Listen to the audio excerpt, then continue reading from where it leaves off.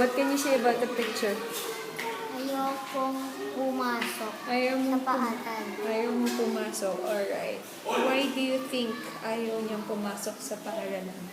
Why do you think the boy doesn't want to go to school? Kasi gusto niya maglaro. Ano pa? What else?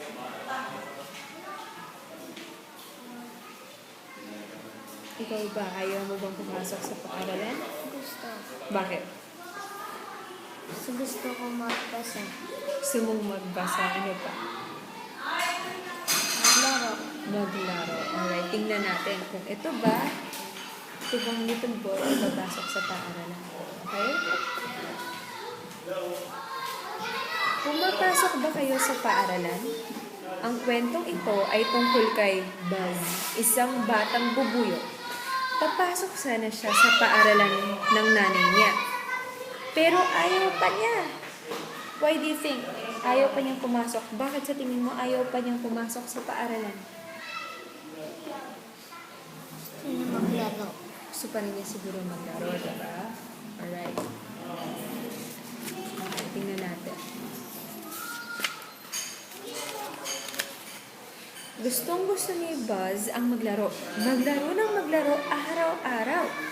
Kasama ang kanyang mga kaibigan, masayang-masaya sila sa taguan. Ayoko pumasok sa paaralan, sabi ni Buzz. Ang gusto ko ay maglaro ng taguan. Pinayagan naman si Buzz ng kanyang nanay. Sabi ng kanyang nanay, darating din ang araw na magiging handa si Buzz sa pagpasok sa paaralan. Mas gusto ni Buzz na kumanta. Kumanta araw-araw. Kasama niya ang kanyang mga kaibigan. Ayoko pang pumasok sa paaralan, sabi ni Buzz. Ang gusto ko ay magkantahan kami ng aking mga kaibigan. Pinayagan naman si Buzz ng kanyang nanay. Nilakasan niya ang pagkanta. Natulig pati ang gagamba. Sabi ng nanay niya, darating din ang araw na magiging handa si Buzz sa pagpasok sa paaralan. Mas gusto ni Buzz na magbasa, kahit hindi pa siya nakakabasa.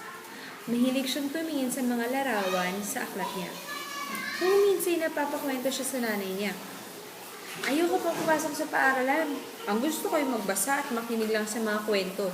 Yun lang ang gusto ko.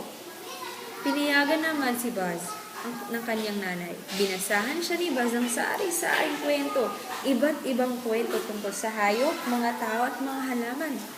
Sabi ng nanay niya, darating na lang araw na magiging handa ka sa pagpasok sa paaralan. Pero, mas gusto ni Buzz na gumuhit at magpinta. Kasama ang mga kaibigan, gumuhit sila ng bulaklak, bundok, hayop at sari-saring bagay. Ayaw kong pumasok sa paaralan, sabi pa rin ni Buzz. Ang gusto ko'y gumuhit magpinta kasama ng aking mga kaibigan. Pinayagan naman si Buzz ng nanay niya. Pero isang araw, kinausap ng masinsinan si Buzz ng kanyang nanay. Sinamahan si Buzz ng kanyang nanay sa paaralan. Ayaw pa niyang pumasok sa paaralan, pero sabi ng nanay niya, panahon na. Malaki ka na at kailangan mo nang pumasok sa paaralan. Naisip ni Buzz na sundin ang kanyang nanay. Baka nga naman magustuhan niya ang paaralan. Sa paaralan, naglaro sila ng kanyang mga bagong kaibigan. Nag-aral silang kumanta, nagbasa ng iba't ibang kwento ang guro, at nagkaroon si Buzz ng maraming iba pang kakilala. Ang sarap pala sa paaralan, sabi ni Buzz. Gusto ko pumasok sa paaralan araw-araw. Mula noon, pumapasok si Buzz sa paaralan. At lahat ng ginagawa niya noon sa bahay, gaya ng pagkanta, paglaro, pagbabasa ng kwento at pakikipagkaibigan, ay ginagawa pa rin nilang lahat sa paaralan. Kaya sarap pala sa paaralan. Okay, so tungkol saan yung kwento natin? Ayokong pumasok sa paaralan. Sino yung ayaw pumasok sa paaralan? Buzz. Bakit ayaw niya pumasok sa paaralan? Ano-ano yung mga ginagawa niya? Gusto niya maglaro, kumanta, Ano ba? magbasa, Gumuhit? kumuhit, Ano pa? Ano yung paborito niyang laro? tagu-taguan. Naglalaro ka ba ng tagu-taguan? Lagi kang hindi ka naglalaro? Taya-tayaan. Taya-tayahan. O, siguro si Buzz naglalaro ng iba't ibang mga laro. O sige, paano nahikayat si Buzz na pumasok sa paaralan? Hmm? Paano nagustuhan ni Buzz ang pagpasok sa paaralan? Kasi gusto niya magkaroon ng kaibigan.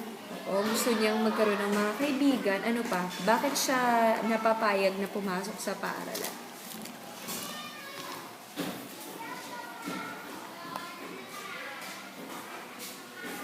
Kasi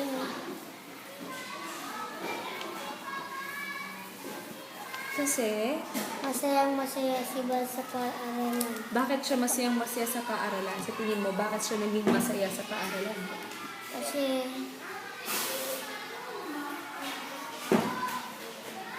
gustong-gusto niya pumasok. Ginagawa pa rin niya yung mga bagay na ginagawa niya nung hindi pa siya pumapasok sa paaralan. Sa tingin mo, bakit mahalaga bang pumasok sa paaralan? Mahalaga bang mag-school? Bakit? Bakit mahalaga mag-school? Para makapagbasa ka, Matuto ka magbasa, ano pa? matuto ka magsulat. Paano pag ano? Paano pag hindi ka pumasok? Paano pag hindi ka pumasok? Anong mangyayari sa'yo? Pag hindi ka nagsuschool, anong mangyayari? Papapasukin ako. Ni Mami. Paano pag sinabi ni Mami, Daryl, huwag ka na lang mag-aral. Sabi ni Jeff, ano to? Anong mangyayari kaya sa'yo? Pag hindi ka na nagsuschool, pag hindi ka pumunta ng school, hindi ka nagpupunta, sila, Teo. ano sa tingin mo ang mangyayari? Kumakain sa ano? Dapat ay pumasok mo sa loob, kumakain ka. Ano sa tingin mo ang mangyayari? JD, pag hindi ka pumasok sa school,